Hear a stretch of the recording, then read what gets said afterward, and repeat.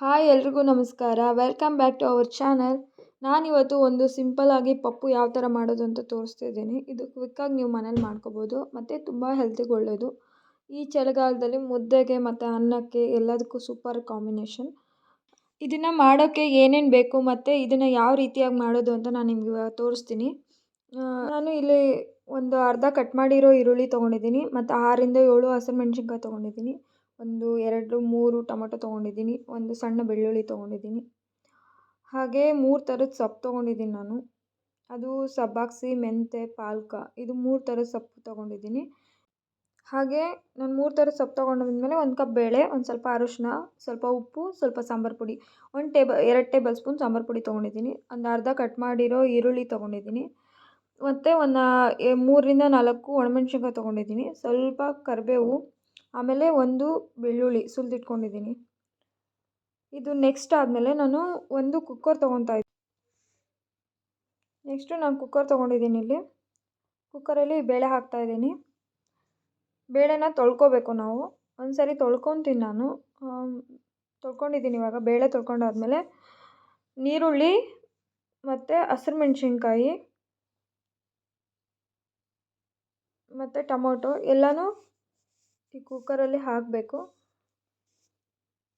Tomato, ಹಸಿರು ಮೆಣಸಿನ್ಕಾಯಿ ಮತ್ತು ಬೆಳ್ಳುಳ್ಳಿ, ಅರ್ಧ ಸುಲಿದಿಟ್ಕೊಂಡಿರೋಂಥ ಬೆಳ್ಳುಳ್ಳಿ, ಆಮೇಲೆ ಟೊಮೊಟೊ, ನೀರುಳ್ಳಿ, ಹಸಿರು ಮೆಣಸಿನ್ಕಾಯಿ, ಇದು ಮೂರನ್ನು ಹಾಕಿ ನೆಕ್ಸ್ಟು ಇದಕ್ಕೆ ನಾನು ಇವಾಗ ಸೊಪ್ಪು ಹಾಕ್ತಾಯಿದ್ದೀನಿ. ಇದಕ್ಕೆ ತೊಳೆದಿಟ್ಕೊಂಡಿರೋಂಥ ಸೊಪ್ಪನ್ನ ಈ ಕುಕ್ಕರಲ್ಲಿ ಹಾಕಬೇಕು. ಇನ್ನೂ ಸಣ್ಣಕ್ಕೆ ಬೇಕಾದರೆ ನೀವು ಕಟ್ ಮಾಡ್ಕೊಳ್ಳಿ ಸೊಪ್ಪನ್ನು. ಸಬ್ಬಾಕ್ಸಿ ಸೊಪ್ಪು ಏನಕ್ಕೋಸ್ಕರ ತೊಗೊಂಡಿದ್ದೀನಿ ಅಂದರೆ ಇದರಲ್ಲಿ ಐರನ್ ಕಂಟೆಂಟ್ ತುಂಬ ಜಾಸ್ತಿ ಇರೋದ್ರಿಂದ ಹೆಲ್ತ್ ಕೂಡ ತುಂಬ ಒಳ್ಳೆಯದು ಅನ್ನೋ ಕಾರಣಕ್ಕೆ ನಾನು ಸಬ್ಬಾಕ್ಸಿ ತೊಗೊಂಡಿದ್ದೀನಿ.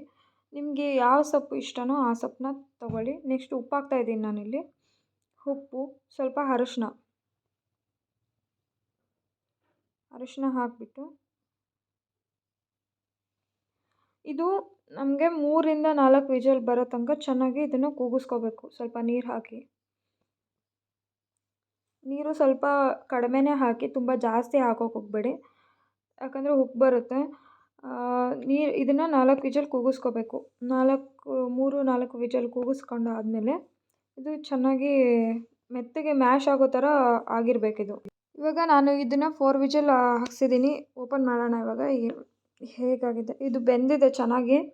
ನೋಡಿ, ಇಷ್ಟು ಚೆನ್ನಾಗಿ ಬೇಯಬೇಕಿದು. ಮೆತ್ತಗಾಗೋವರೆಗೂ ಬೇಯಬೇಕು. ಬೇಳೆ ಎಲ್ಲ ಚೆನ್ನಾಗಿ ಬೆಂದಿರಬೇಕು. ನೆಕ್ಸ್ಟ್ ಇವಾಗ ಇದನ್ನು ನಾನು ಮ್ಯಾಶ್ ಮಾಡ್ಕೊತೀನಿ ಚೆನ್ನಾಗಿ ಒಂದು ಸರಿ.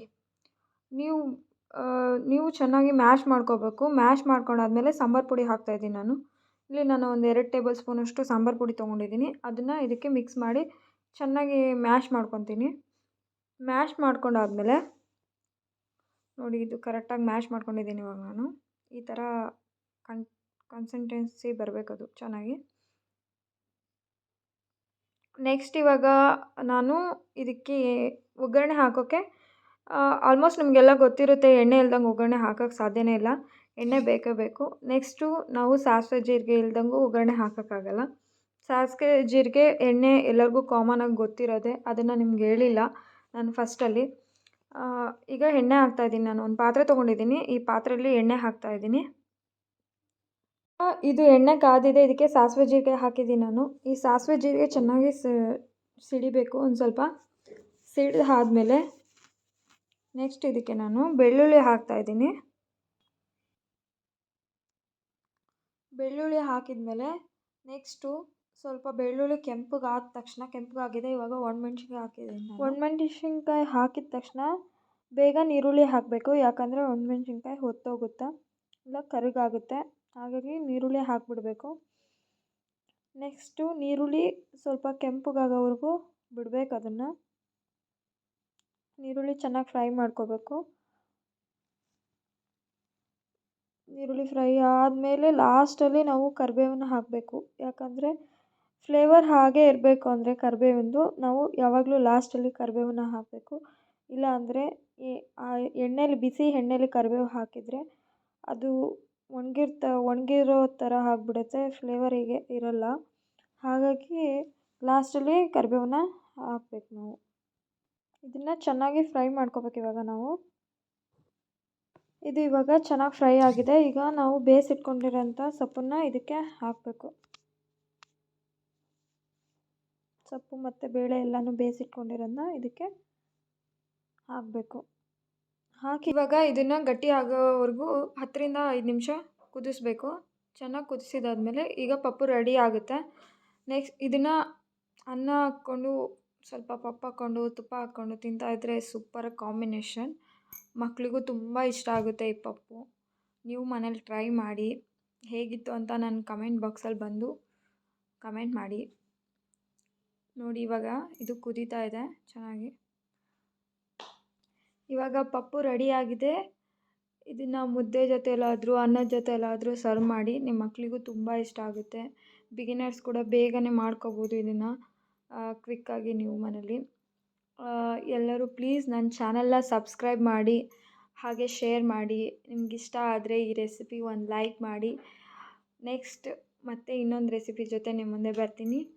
Thanks for watching. Right there on top of the moon, we could sit and do nothing. I wish we were bold to just fly away. I don't wanna care.